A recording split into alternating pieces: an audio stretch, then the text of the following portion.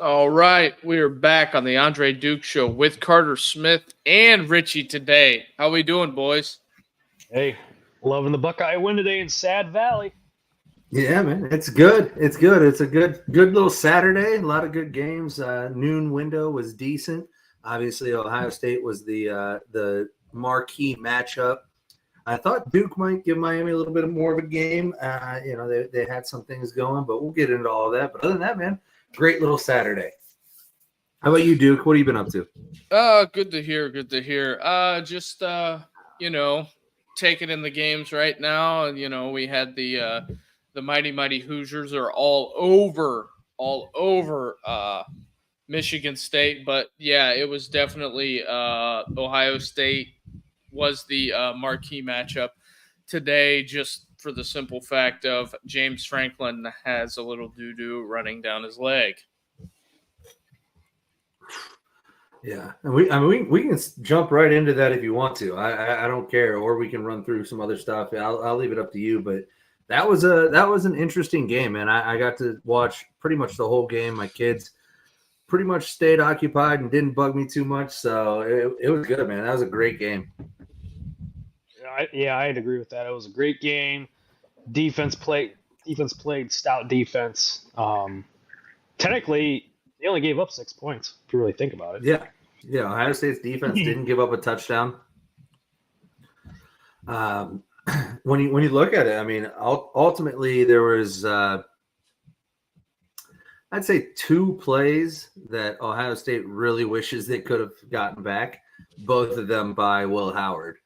Obviously, the pick 6 on the first drive. When that happened, I was like, "Uh-oh, this could get bad," because you give that crowd, that 110, 105,000 white out crowd at Happy Valley, give them life. They drove down on the first drive, and the Ohio State defense was able to stop them, hold them to a field goal, which was like not exactly how you wanted to start the game if you're Ohio State, but it was a little bit of a victory to keep them out of the end zone there, hold them to 3. And then the very next drive, I mean, I don't know about you guys, but when I saw him line up and then motion Jeremiah Smith a little bit out wider, the first thing I said, oh, here comes the slant. Yep. And that's the first thing that safety thought was, oh, here comes the slant. And he didn't, I mean, Will Howard didn't even think about not throwing that ball. He just looked at Jeremiah Smith, waited for him to break, and just threw it. There was no other option on the play. And that safety took 1 step back and broke on the route. And, I mean, it was a house call. That was the easiest pick 6 I've ever seen in my life. And when that happened, I was like, uh-oh, this Ohio State team could be in trouble. Well, for me on that pick, whenever typically Ohio State motions that guy to the wide side of the field, to the boundary, or field side, sorry about that, but whenever he motions him across the formation like that, it's always on the backside. It's always double slants. It's something that's all over Ryan Day's pass game. So I think they recognized it. Yeah, which they actually didn't run double slants this time. But I agree, that's normally what you're expecting. But they lined it up on him on a tighter split, and then they had him widen his split with motion. And then they ran, I believe it was Cardinal Tate ran like a stick fade, like to try to take the safety deep with him. And then Jeremiah ran a slant underneath, and the safety took 1 step back with Cardinal Tate as he started to go on the fade. And then he saw Jeremiah Smith, and he just broke on it. He didn't even wait or think about anything. And it was, I mean, it was the most obvious like 3rd down play call for Jeremiah Smith on the first drive of the game. Like I knew that was coming before anything happened. Like he lined up tight with Carnell, motioned out wider. I was like, okay, here comes the slant. It was just, and if you're Will Howard, you got to recognize that at that point. And I don't know what you do. I mean, if you have good protection, hold on the ball, because that safety completely abandoned Carnell Tate. So Tate probably was going to be wide open, but it just, there was nothing he could do about it. And it was an easy pick 6. And that got the ball moving for Penn State. And I thought Ohio State might struggle. Went down the next drive, marched right down and scored. Big drive to answer after that huge mistake on their first offensive possession. And then from there out, I mean, I'll tell you what, give Jim Knowles and this defense a lot of credit. There's been a lot of criticism thrown his way because of his defense's performance in big games specifically. I talked about it yesterday.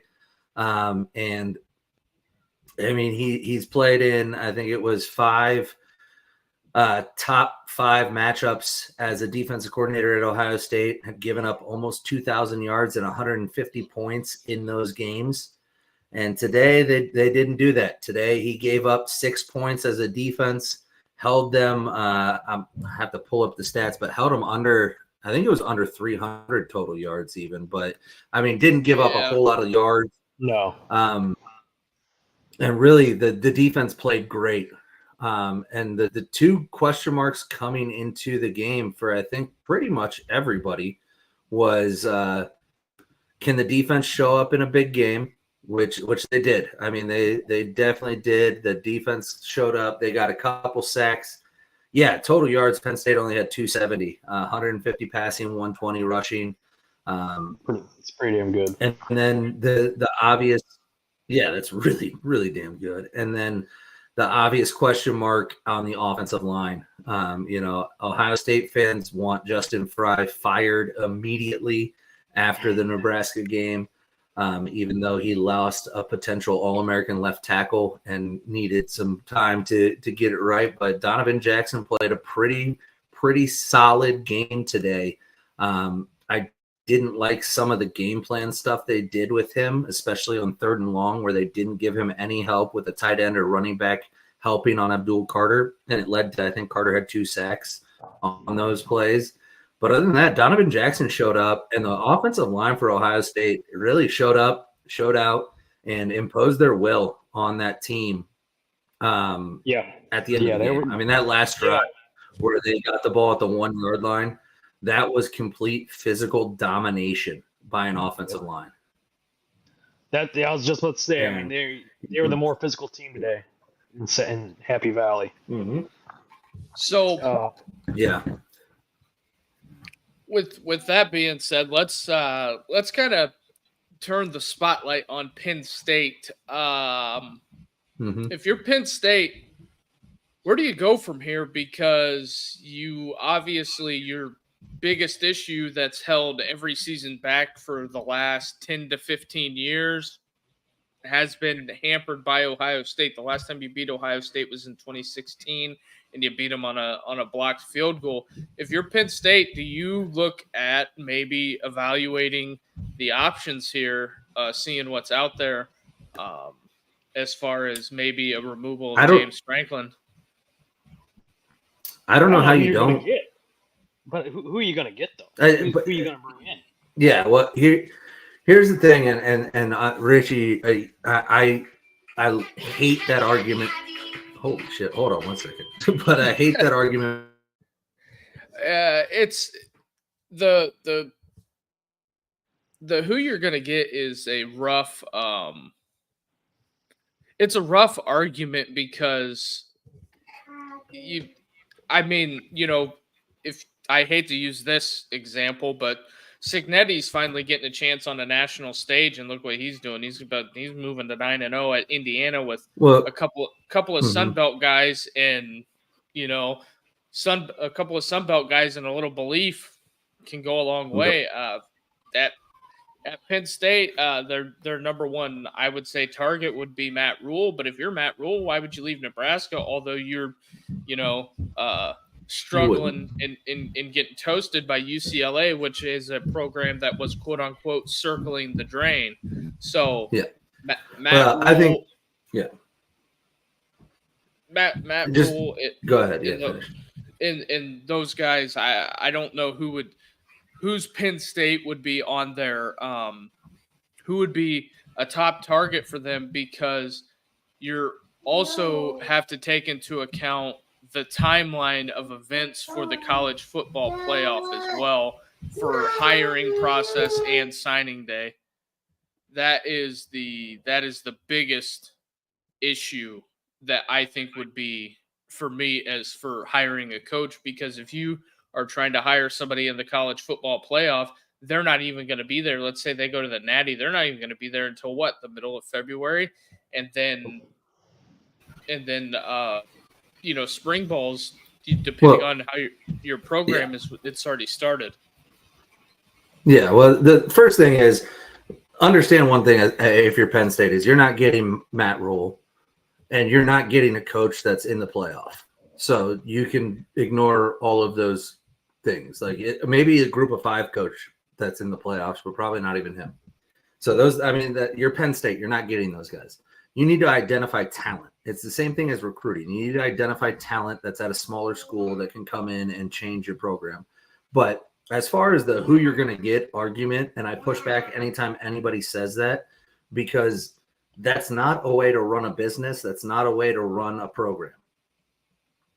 You don't continuously settle for mediocrity just to avoid failure, right? You have to take risks in business. You have to take risks in life. You have to take risks in college football if you want to get to the next level. If you're cool being 10-2 Penn State that never makes a run at the playoffs, then I guess, live with it. But don't act like you're the program. Don't even put money in the program at that point. Like, why? If I'm a booster at Penn State, what the hell am I paying NIL for? Right. We're never going to scratch the surface of anything with this guy as the head coach. It's time to move on. You have to move on. And if that means you make one bad hire or a mediocre hire and you go 8-5, 7-4, or 7-5, 8-4, a couple years in a row, and you have to reset again, so be it. What's the difference between 8-4 and 10-2? No, Nothing.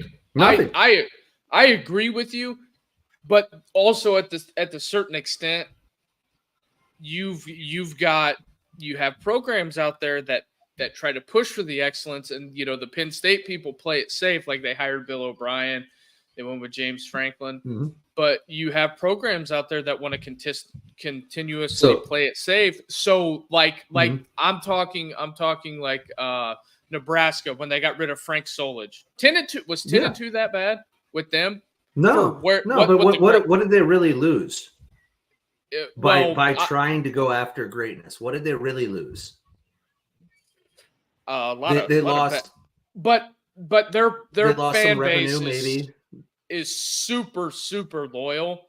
Yeah. I don't know if that's the same way at Penn State, but I mean, if you look at Michigan right now, they showed the student section midway through the third quarter, and you could throw a football and it would midway up, and it wouldn't hit a soul all the way to the back wall. So, but let's take the prime example of this: the Florida Gators, right?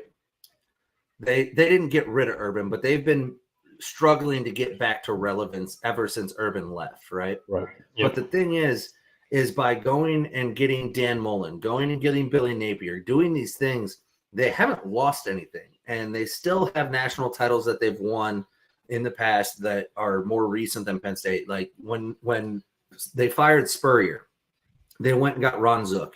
Ron Zook wasn't a success, but then they tried again and they got Urban, got 2 natties out of it. Urban left. Then they went and got it wasn't Mullen right after Urban. I forget who was in between, but then they got Mullen. Mullen was a disaster. Then they got Billy Napier. Now, if that doesn't work, which I thought they might pull it out today, but it's not looking great now, down to your 3rd string quarterback. But if you're Penn State, you haven't won anything ever. Since the early 90s as significance. Yeah. Penn State and Nebraska, to me, are on the same plane as far as Nebraska has a lot more tradition and history. They have more tradition. They lost like 13 games in the 80s, whatever. But what I'm saying is that as far as when it comes to it, you have the same issues. You're in the middle of nowhere. Mm-hmm. I don't know if you've ever been to Happy Valley. In the middle of nowhere, it is an absolute cow town. It's not recruiting Columbus. It's not recruiting Gainesville. It's not recruiting Tallahassee. Some of these bigger cities that have more of an attraction. But also for me, I think Florida has a Florida problem, when Carter references that, because they fired Dan Mullen too soon, in my opinion. McElwain was a disaster. Will Muschamp, they got rid of him, I think, premature as well. And a couple of these guys took him to SEC championship games, and they fired him. So, at some point, you just can't fire everybody and expect it to work because James Franklin's been there for what, 11, 12 years? Who? Man. James Franklin? Yeah, Franklin's been there for a while. Yeah, but I was you know what he is. I know. I heard you. I'm just saying that's why that argument doesn't stick for me, unless you're okay with mediocrity, which I will never be, and as a program, I would never be. Is you can't be okay with being the third best team previously in the Big Ten. Now you got Oregon, you got USC, who's down this year but might be better. You got Indiana, you got Ohio State, Michigan's down, but you're no longer automatically the second best team in the East or the third best team in the Big Ten. That's no longer the case. You're going to have to fight for that position, and you haven't shown me you can. And you look at let's just look at how he called the game today. What the hell was he doing at the end of the first half?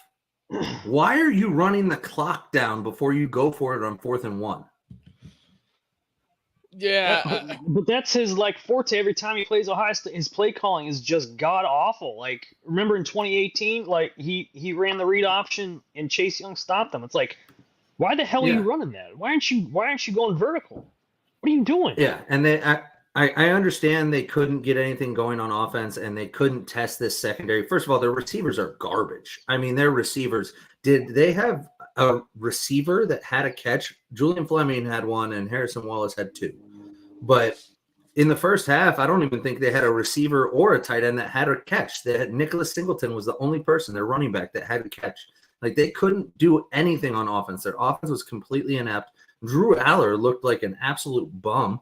He was 12 of 20 for 146 yards, and the pick wasn't his fault on the pick, and then they couldn't run the ball. I mean, they just couldn't do anything on offense.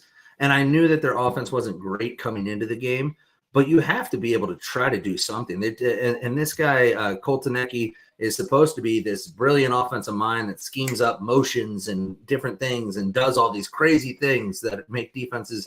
Jim Knowles has his number. Did you know that a Koltanecki run offense, this is the first time since 2021 that one of his offenses hasn't scored an offensive touchdown in a game? And Jim Knowles held them without a touchdown today. Do you know who the last defensive coordinator to do that was? Ding, ding, ding, Jim Knowles? Jim Knowles in 2021. So Jim Knowles clearly has this guy's number. But if you're James Franklin, you've tried everything. You've blamed the offensive coordinator. You've blamed the defensive coordinator. You've blamed the referees. You've blamed COVID. You've blamed everything else. At the end of the day, you're 1-9, I think it is, against Ohio State. Yeah, something the like one that. win being 2016. But other than that, you've never beaten Ohio State. On a fluke block field goal that went back. I mean, Ohio State, all they had to do was go down and kick that field goal, and that was game. Yeah. So if I'm Penn State, James Franklin is on the first bus out of town. And I don't care who you get. You could try to get you probably can't you can try to get Signetti from Indiana. I mean, Penn State's a better job than Indiana. You're not going to get him probably. But I mean, there's plenty of young coaches, other coaches to go get. I will never be okay with that. And it's the same thing. I get the argument when Ohio State fans want to fire Ryan Day. And the argument is, but who are you going to get? That's a different argument. Ryan Day's going to the playoffs consistently. Ryan Day's winning Big Ten championships every 4 years. I mean, Ryan Day's doing things. Now, when he was 2-7 in top 5 matchups, if he lost today, I was starting to get on the train of all right, maybe he can't get it done in the big game. Maybe we need to move on from him. But at this point, Ryan Day and James Franklin are in 2 separate classes. And you can't just keep James Franklin just for the sake of keeping James Franklin. I understand he's a nice guy. People like him. But nice guys don't pay the bills. Well, this guy finished last. one of the issues is you have to, and I'm not saying that this is a specific Penn State or Florida problem, but some of the programs with a quick trigger, like who wants to be the head coach of? We'll just start out there, the Raiders when Al Davis was in charge. Nobody wanted to be the head coach of the Raiders. Nobody wanted to go there because what do? They piss off the star player and they won out of town and no winning. So at certain points, and UCLA just beat Nebraska. It's coming off the rails there in Lincoln. That's wild. That doesn't help Ohio State at all. so you know what just popped in my head? What if Penn State went out and got John Gruden? He wants a college job. Literally, it just popped in my head. Like, yeah, why not? Because he's not coaching. Like you guys said. Here's the thing. If you're Penn State, you fire James Franklin. You take every swing you get. You take a swing at Urban. You take a swing at Gruden. You take a swing at Saban. None of those guys are taking the job probably, but you give them a call. And then you get into the guys you actually think you can get. And there's plenty of good coaches out there that haven't had the mediocrity that is James Franklin. And I'm not saying have a quick trigger. Like, I'm not saying fire guys after 2 years. But after a decade of mediocre, you know what you got. I would think a guy that would be high on my radar would be, I don't know if he would take the job, would be John Summerall. That's who I'd go after. Sure. You call everybody. Call Jimbo Fisher. Nah, I wouldn't call Jimbo. But I would take a look at, some of the guys in the American. I think Summerall, he's 20 out of his last 30 games, he's 22 and 7 or something like that. Mm-hmm. And, if let's say he wins the American, this will be his third conference championship in a row at 2 different programs. So I think the guy has a huge track record. Cool.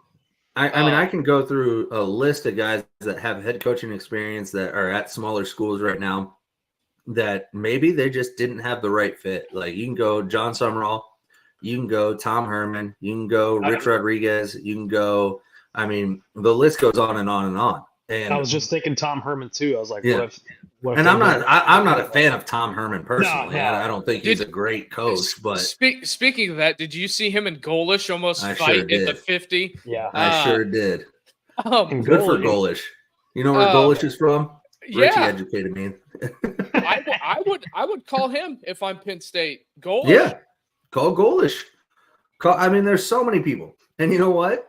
If they suck for 3 years, try again, because there's going to be a new batch of hot names to go after. Yep. One of the guys that I think he's already at a group of 4 program is that's kind of from the area. Give Matt Campbell a call from Iowa State. Yeah. Give Matt Campbell a call. He can recruit. He's from the area. He's from Stark County. He can try and pluck some kids from the Stark County area in Northeast Ohio. Bring them to Penn State. I'm just saying there's plenty of options. So don't hold on to. It's like if you got this girl that she's a good girl, but just once a year she cheats on you. Yeah, and it's she doesn't cheat on you all the time, but once a year, twice a year, she goes out, gets a little too drunk, has a little too much fun, and cheats on you. Are you just gonna hold on to it because you don't know if you could get somebody hotter? No. I'd kick her ass to the curb. Yeah, get the fuck out of here. One of the big things is just that you got to get somebody that's going to fit the area. That's going to be able to, Lincoln Riley is not a fit at USC. Probably not. He's not. No. He'd be successful, I think, though. Not he wouldn't take it to the level that I'm talking about. He'd probably be similar to James Franklin. I think he'd be worse, but that's just me. Well, maybe, but it would be close. I think you could get There's so They many. could call. They could. Shit, call Chip Kelly up. That's what I was thinking, but I don't Yeah. know if Chip wants to be a head coach again. But Well, you don't know until you call. Yeah, he has experience in Pennsylvania. Yeah, that is a good point. I just, some of the. I'll tell you what I'm not going to do. Continue to get beat out in recruiting for the best players in my own state by Ohio State and Georgia and everybody else. I'm not going to continue to just put out there a good team every Saturday that gets beat by Ohio State year after year after year after year and doesn't make the playoffs. And I'm not going to just keep paying James Franklin $5 to $7 million a year to lose 2 to 3 games every year. I'm not going to do it. Call Dan Landing. Yeah, okay. Well, he said no to Alabama. I think that you definitely make the call. I'm just saying. You gotta do something. At Penn State, you're either, I can see, it's been 10 years of being stagnant. Realistically, I agree. Oh, the Indiana love by Andre the past few weeks is just. I didn't realize he was such a closet IU fan. Don't even start with my. It's coming out. He's got a fake Hoosiers. Michael Penix jersey in his closet somewhere. We all know that. Don't start with my Hoosiers. They absolutely put it on Michigan State today. Michigan State. Oh wow! Congrats. I know. We're about to find out. Play somebody with a pulse soon. Hopefully you do. Yes. Playing the Little Sisters of the Poor. Play a real team. But anyways, I think it's definitely time, and I think Penn State knows it's time. So I honestly believe, outside of if they finish 11-1, make the playoffs, I think Franklin's gone. Which there's a good chance he plays absolutely nobody the rest of the year. So there's a good chance he goes 11-1 and makes the playoffs. And at that point, how do you fire him? I don't know, but it's just, if I'm a Penn State fan, I am so sick of seeing the same thing every year. Same shit, yeah. What's the definition of insanity? Yeah. Doing the same shit every fucking time and expecting a different result. Yeah. Right. And also, real quick, we're about 30 minutes in. Everybody out there watching, we got almost 80 people in here. If you could hit the like and subscribe button and help us grow the show, we're normally live Monday through Friday. We try to get it cranked up and going, and during football season, we like to do these lives in between games, to give a little reaction. But yeah, like you guys are saying, this Penn State stuff is a wild endeavor, because, you got to think, 10, 15 years ago, they had the we're not going to rehash the stuff that turned them into Creepy Valley, but Pedo State. Pedo State. It just you make those transitions, and I think Bill O'Brien was changing a lot of things, and they didn't like it, so they got rid of him. I Florida, think Bill O'Brien was great for the program. Florida just scored. Third string quarterback. I can't wait until next week when Duke shows up on the show with an IU hoodie and a Gators hat. his two favorite He's already schools, putting man. Orange Fanatics right now as we get off the show. Oh yeah, just wait. He's got the Gators hat, maybe even like a big Gator necklace. No, not even like a Florida Gators hat. He's got the Gator head. Yeah, get me a Gator head. Yes. And he's gonna be wearing those Indiana overalls. I'll see if I can find it for you, bud. But, yeah. This one I missed this one, but Frank, I agree. I was shocked that Ohio State's line. Actually, you know what? I wasn't shocked Ohio State's line showed up. I think I said it yesterday that I expected this line to come out and play not as good as they played today, but I expected them to play much better than last week, because I honestly believe that they have a talented O-line group that just got – I don't think it was schemed up well for them against Nebraska, and I think part of that's on Chip Kelly for not putting together an offensive scheme that helped out a new left tackle in Zen Mikowski. And I think they did a better job today of helping Donovan Jackson. But I thought the offensive line played great for Ohio State as well. I missed that comment. I didn't want him not to get his shout out. But I think so too. I think as soon as they started to settle in, the O-line started to gel. They started to mesh. What? Get the blocks down. I think, and I think what today did is it gave that group confidence to build on, because obviously Josh Simmons is out for the year. So this is going to be your starting five. Like after today, this is it. Assuming there's no more injuries, that's your group. You're going to have Jackson at tackle, Hinsman at guard, McLaughlin at center, Chabola at guard, and Fryer, right? Yeah, Fryer at tackle. 1-10 against Ohio State. Yeah. And that's the other thing that people are like. He struggled against Ohio State. Obviously, 1-10. That's not struggling. That's pathetic. But this was supposed to be his year, right? They have a very veteran team with a huge amount of talent. Like they have two of the best backs in America. I was told in the running back room. Drew Aller is supposed to be him. They have Abdul Carter on the defensive line. I mean, this was supposed to be their group that would not only challenge Ohio State, but beat Ohio State and win the Big Ten. And they today, I mean, outside of Ohio State dropping another one in the next couple of weeks, that's out the window now. So I agree. I think Franklin's a good coach. Don't get me wrong. I'm not saying he's not a good coach by what I'm saying. I'm just saying that he's reached his ceiling at Penn State, and if I'm Penn State, I'm not satisfied with what the ceiling is, and I need to go find somebody that can burst through the ceiling, right? Okay, so I'm glad you brought that up. So, we've talked about this. There are some programs out there that do have a ceiling. Is that fair? Like you can't take them any higher. Yeah. I mean, yes and no. So I think there's there's definitely programs that can't reach the absolute pinnacle of college football, because for the longest time and everything like that. But because for the longest time, everybody thought that was Georgia with Mark Richt, and Mark Richt did great things, had great players there, had great teams. He just couldn't be Urban. Get over that hump. He couldn't, and Saban. Yeah, he not couldn't even just Urban and Saban. It was I would say that's actually a perfect comparison for James Franklin right now. He's Mark Richt. Yeah.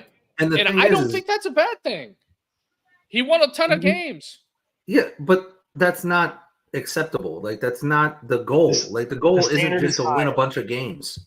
But like you don't play college football to if you're at a major program, you don't play college football to win a bunch of games and play in the something.com bowl. Like that's no, what fun is that? Like that, you're not competing.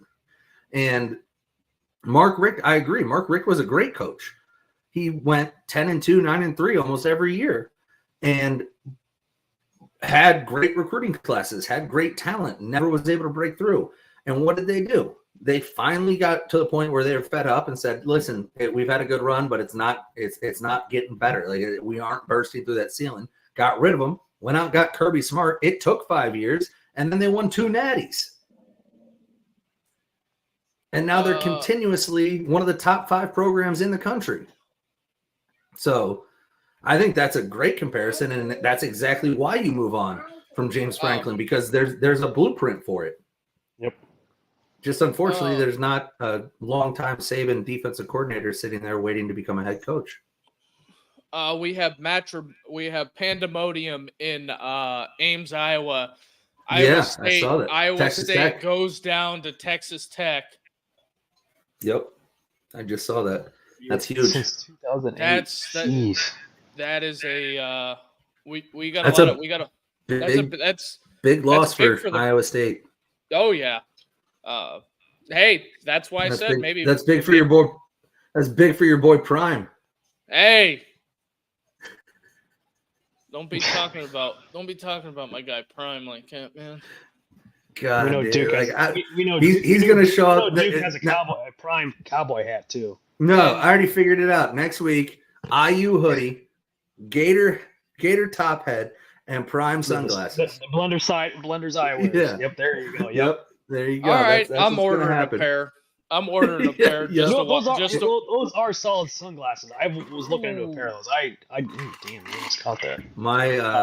My brother and my nephew have a pair, so I can't talk too much. I don't, but No, I'm that. No, really? yeah. Not Zach. Zach doesn't have a pair. Zach wears cams though sometimes. No, that doesn't shock me any. But You know, if you didn't know he was an old football coach, just seeing him walk down the street, he looks like a highly aggressive aerobics instructor. I've never heard that before. That's hilarious. interesting. Dude. All right, dogs on the board. Dogs on the board. Georgia scored. Yeah, Georgia just scored. Nah, Dude, Carson Beck looks like Napoleon Dynamite. I mean, He threw three. He's thrown 3 picks today. Yeah, well, I always thought he was Stetson Bennett, and the more he plays, the more I think he might be. I don't know. The NFL scouts like him. Mel Kiper probably Used has to. him as the number We'll one. see now. Yeah. Man, Mel Kiper's a fucking moron. But Oh yeah, he's a fraud. Yeah, him. Okay, serious question. Is Mel Kiper like okay, Hmm. this is for Richie. Is who is more bald, Carter or Mel Kiper? Because I think that is a glue on. Oh, it definitely is a glue on. I think he really is bald. Because you never see him outside. No, I've never seen the guy. I've never seen him in person. And he's never outside. Definitely gotta be. Yeah, that's definitely got to be like he's always a dead in a animal studio outside. or something. But So other than that, Oregon took care of business against Michigan. Miami took care of Duke. Ole Miss really put it on Arkansas. Whew. Yeah, I can't believe the Hogs didn't show up better than that. No. You've got the unbeatens. The top unbeatens are Miami and Oregon. Yep. And Clemson plays tonight. And Pitt. Don't forget Pitt. Yeah, Pitt and SMU play tonight. So we do have some definite games that are going to affect this playoff race because, Texas Tech getting that win in Ames, how does that change as far as Big 12 implications? Because you could have made the argument there could have been 2 teams in, but not anymore. Not anymore. I think it's a one. It's just a one team race. And then the champion gets in. K-State right now is on the ropes because on the cusp and that monsoon. It is. They got a monsoon down there in Houston, and Houston's wearing the black unis with the black UH. They are. Willie Fritz and the fellas are giving K-State all they can handle. It is 19-17. 5 minutes left. Houston driving. There we go. So I'm telling you, yeah, the Big 12 is going to work itself out. They'll get 1 in. The ACC will get 2, and then you'll get 3 to 4 out of each. The Big 10 and the SEC, Notre Dame, Group of 5. From the American. Whoever the Group of 5 person is, yeah. It's probably going to be Boise. Yeah, probably Boise. But yeah, tonight you got a couple good ones though. Louisville, Clemson, Kentucky, Tennessee, and Pitt, SMU. Those are 3 pretty solid games. We'll see. I don't know what Kentucky team's going to show up. Is it the one that beat who was it? Beat Georgia? No, they almost beat Georgia. Turnover. That's it for Florida. That's it for. Well, there's a flag, but. I think that's a huge.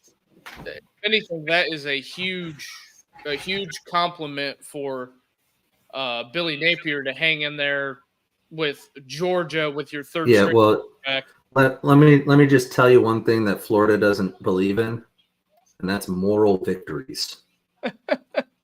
Okay, so if he's 5-7, but he played Georgia tough, he's still getting fired. The biggest thing is if they fire Billy, I think it's going to get worse at Florida. I mean, it's hard to say that because it can't get much worse than 5-7. No, I like worse. You can say that all you want, but like worse. I don't know. I mean, it depends. This is the same argument. It depends on who you hire. I don't. They I go don't out think. and I don't they think get the right guy. It's not going to get any worse. anybody of consequence is not going to take that job. You underestimate that job. Very, very much so, because you can't get Kiffin out of Ole Miss. You can't get him out of Oxford, Mississippi to go to Gainesville. Because For $15 million a year, you definitely could. You're going to need more than that. Here's a wild thought. What if Penn State reached out to Mel Tucker? Doubtful. There you go. There you go. Perfect fit. Why not? What if Penn State reached out to Billy Napier? What if they called Coach Klein? You know, I mean, just throw shit against the wall and see what sticks. Yeah, see what happens. I don't.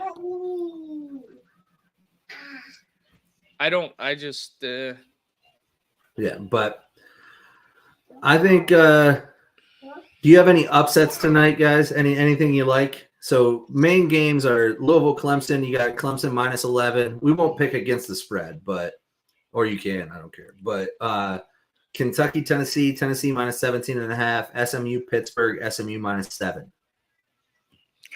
I like SMU in that game. I like Pitt. So not an upset, but you like SMU. Yeah, I like Pitt, SMU. Pitt would be technically an upset, even though they're undefeated and a higher ranked team, but it's at SMU and they're pretty even teams. I think SMU probably wins that one. I hope Pitt does, just because I think it's a cool story. I think Tennessee routes Kentucky because I don't know what to think of Kentucky, like I said. But I'm going to go against the grain here, and I'm going to say Louisville gets it done. As long as they can play defense, you know. Yeah, we'll see. They're in a shootout with Miami. Yeah, I know. I think Louisville gets it done. weeks? I think this Clemson team is the benefactor of not really playing anybody since Georgia. And they're getting a lot of praise for beating a lot of teams that are pretty mediocre. I think Louisville's a little more battle tested. Play their teams. Here's what it says about Franklin: great but not elite. 1-13 against AP top 5. Yeah, That's 1-13. It's like the Browns record. The crazy thing. God damn it. The crazy thing is, I'd be willing to bet that 1-13 against top 5 records or top 5 teams, 1-10 of that is all Ohio State. So he's really 0-3 against every top 5 team not named Ohio State. Yeah. How about Miami Stadium? Nobody showed up today. Nobody ever shows up. Nobody ever shows up. That place is empty. They could be the number 1 team in the country, have won 5 national championships in a row. They're still getting 40,000, maybe. I mean, I remember back in the day when they were. What year was it? I think that's back when they were at the old Orange Bowl Stadium. Okay, yeah. This stadium's further from campus. It's That's right. I mean, nobody goes. Just nobody goes. I've been to this stadium, not for a Miami game. I went for the Florida-Oklahoma national championship game. I mean, it's a cool stadium. It's an NFL stadium, but nobody goes to it for Miami games. They have all of 5 people. It's like going to an Indiana game. But that game's over. What else we got here? What's going on in this Houston game? I don't know if they got. I think it stopped raining finally. Houston's got the ball. 2:38 left.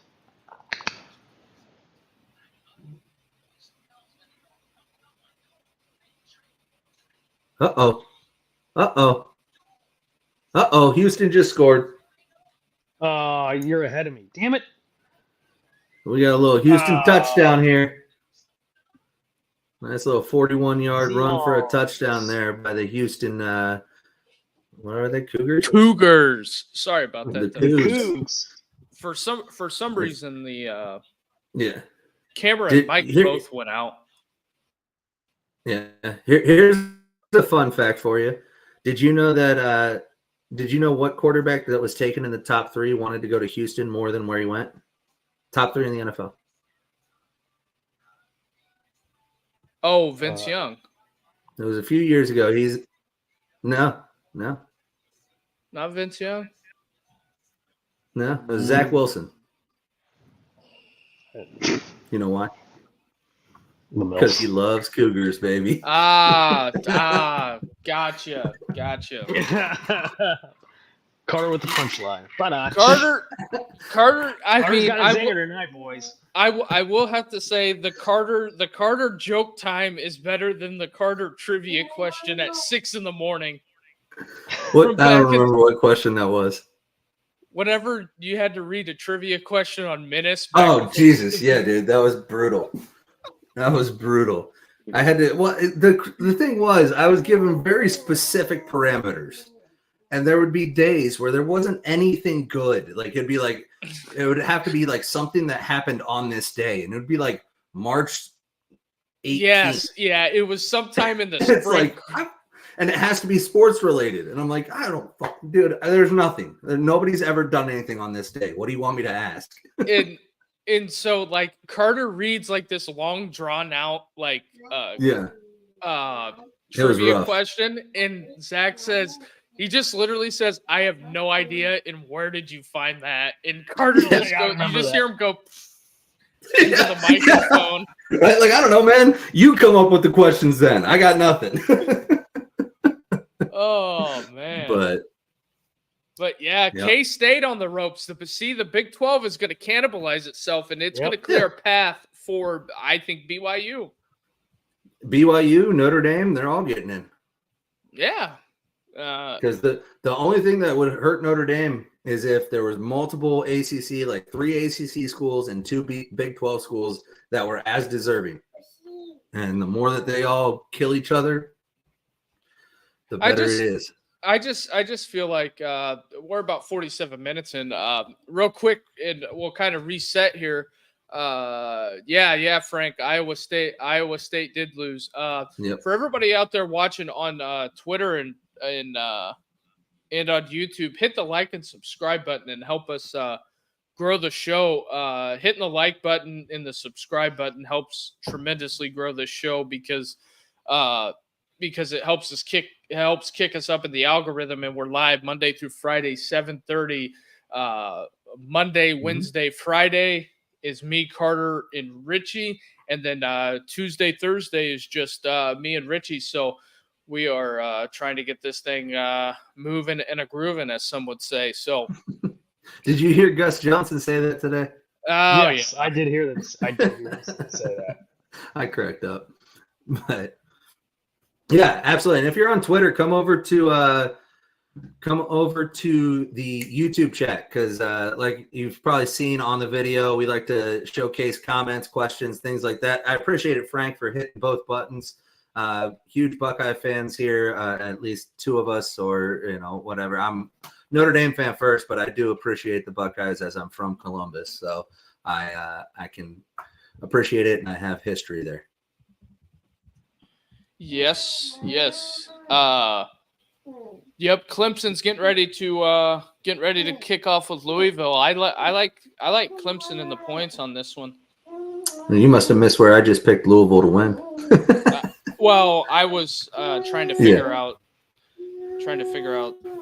the what we got going here, but yeah. But I think Louisville, because Clemson, I think isn't. I mean, other than the Georgia game, I don't think they've really been tested a huge amount. Love Joe Pa. A funny thing about that, Frank, and I won't get too much into it, but I have some good stories. My grandfather knew Joe Paterno pretty well, and I have some pretty funny Joe Paterno stories. So if we ever interact privately, I can give you some of those. Not exactly things I can put out on the air, but I appreciate it. And I'm actually going to have to get going here. I have my kids. It's time to get them going. But Richie and Duke, if you guys want to keep rolling, you can. I'm going to have to jump out. All right, Carter. All right, Carter. we'll roll this last 10 minutes. If you want to hang out behind the scenes, we'll meet for a little bit. But it's a fairly interesting. Diego. Yeah, Frank, we got about. Thanks for finding the show. We really appreciate the support. And but yeah, real quick, Rich. This winding down. They're showing the rankings right now. I would say, where does Penn State fall? I don't know if. I think they'll drop to like 7 or 8. You think so? Because A&M's got South Carolina tonight. This is a top 5 matchup, and they only lost by a touchdown. Let me see here. Because you have Notre Dame. I can pull up the rankings real quick. I just saw it on TV.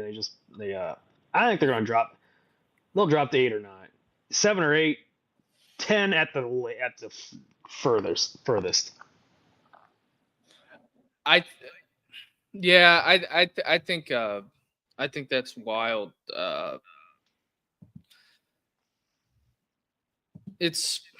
I don't know. It's going to be tough. What exactly do you do with Penn State at this point? Because if you look at their resume, their only losses to Ohio State, but they haven't beat anybody. That's the problem. Yeah. I mean, they played Kent State. They played, I forget who else they played. Who else did they play, Duke? The Bowling Green. Bowling Green, yeah. Bowling Green was giving them a fit. Yeah, so I don't know.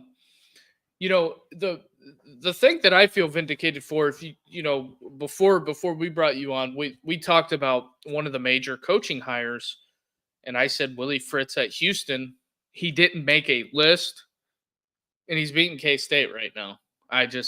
It's unbelievable. And then you have the Vanderbilt today beating Auburn. Hugh Freeze is 0-3 or 4 against Diego Pavia. Also, if anybody's wondering, they have the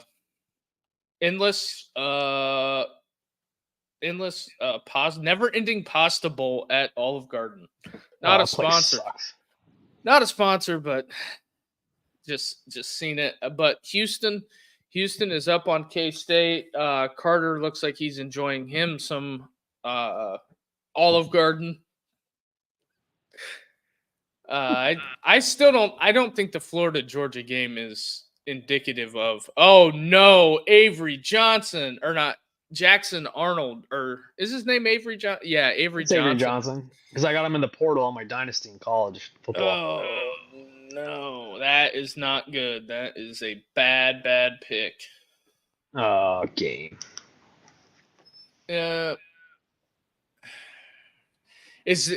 Would you eliminate K-State from would you eliminate K-State from the college football playoff? Yeah. With this loss? Yeah. It's a bad loss. It's a terrible loss. A 3-5 team? Beating you? I think it's tough. We got I'll be interested to see. Can you imagine what the atmosphere is going to be like tonight at South Carolina? No. Oh, dude, that place is going to be rocking, especially A&M in town. There's times left in that game. Buck 3-6. Still got 2 timeouts. Yeah, that's a wrap. That's a wrap for K-State. Yeah, as long as nothing crazy happens. I can't believe they got that crazy rain right there. Then was it Houston? It never rains in Houston. Yeah, and it looks cold as well. Everybody's got jackets on. Tight end pop pass. I think Willie Fritz, he'll be able to, as long as he can recruit that area which I think you can because he's been at almost every level of college football. I think he'll be okay. Louisville's wearing the Heisman pose Cardinal, which for some reason Carter dislikes. I don't know why, but Put my multi-view on.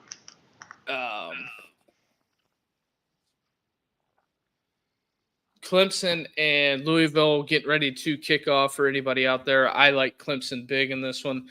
I know Carter hates Dabo Swinney. Don't know why. Dabo does everything correctly. He's just a gee golly shucks guy. He just gets under your skin. Yeah, it's kind of wild that that's what you got. That's what you got going, and I think the seeing the Reed kid from A&M tonight, I'll be interested to see that. It's going to be Iowa made a change at quarterback. Iowa did? Brendan Sullivan's a starting quarterback now. Ooh. I never even heard of this kid. And they're throwing the ball. Did they complete it? No, incomplete. And then next week there's some great games. You got Alabama LSU for the live show. Rich, you want to plug the live show while we are getting ready to close it out? Yeah, so next Saturday, live at Cigar 30 in Canton, Ohio, we will be having a live show in their members lounge. So anybody that's in the area, or if you want to come up, we're going to be there. Duke, Carter, and myself. We're going to be sipping on some drinks, smoking a few sticks, and talking some ball. So if you guys are interested, come on and hang out. It's a great little spot. I've been going there since they opened. It's a great family-owned business. It's a real cool, chill place to hang out and just hang out with other guys. You know, I've met some different people through there, so I'm looking forward to it. It's going to be a great time. I've told all my friends about it that are because I am from Stark County, Canton. So just come on down, come on up, come on down, come drive down wherever you're from. Come on out. Love to have you. All right. So we're going to be there next weekend, I believe. And not to mention the Hall of Fame is literally 10 minutes away from there. Yeah, the Pro Football Hall of Fame is also real close, so if you want to double dip, you can do that as well, but pretty much getting ready to wind it down here tonight. I don't think there's any other thing pressing outside of, Wisconsin and Iowa just kicked, like you had mentioned. I guess USC plays Washington, the battle of 4-4. Outside of that,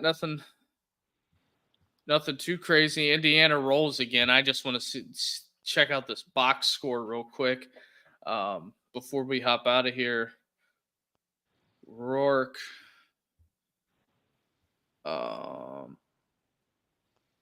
Jed Fish. Where did Jed Fish come from? Didn't he come from Indiana? Arizona, that's what it was. I can't remember. These guys move around. It's like college football free agency. Yeah, they move around a lot. But Clemson getting ready to punt the ball away to Louisville, and for some reason my camera keeps going out. So, but yeah, for some reason Oklahoma State and Arizona State are delayed. Navy and Rice are just now getting underway from a delay. We'll see. Vanderbilt 3-2 in the SEC. So, yeah, 2% chance to get in the title game. So, but so that's producer Ed back there making jokes. But yeah, that's pretty much the sum up from this Saturday. We try to go live 6 days a week, especially during football season, but we get the live show coming up. If one last thing before we hit the road, hit the like and subscribe button and help us maximize and grow this show. I know we've been saying that a lot lately, but we're putting some time in on this and the effort. So we're hoping to, help it along. And then once we hit a certain threshold, we can start doing members only content. So we can maybe do some behind the scenes stuff, not for the public. But with that being said, Rich, you got anything else, man? No, I don't think I got anything. Oh, I think one last thing. We'll have another live show at Cigarro Lounge in Hubbard, Ohio, December 7th. So if people want to plan ahead, come on out. We'll have our second live show. Next Saturday is kind of like Carter said last night. It's a little test run for December. So yeah, we got 2 live shows coming up, folks. So come on out. Yes, sir. So with that being said, everybody have a good night. Have a great night, everybody. Thanks for coming.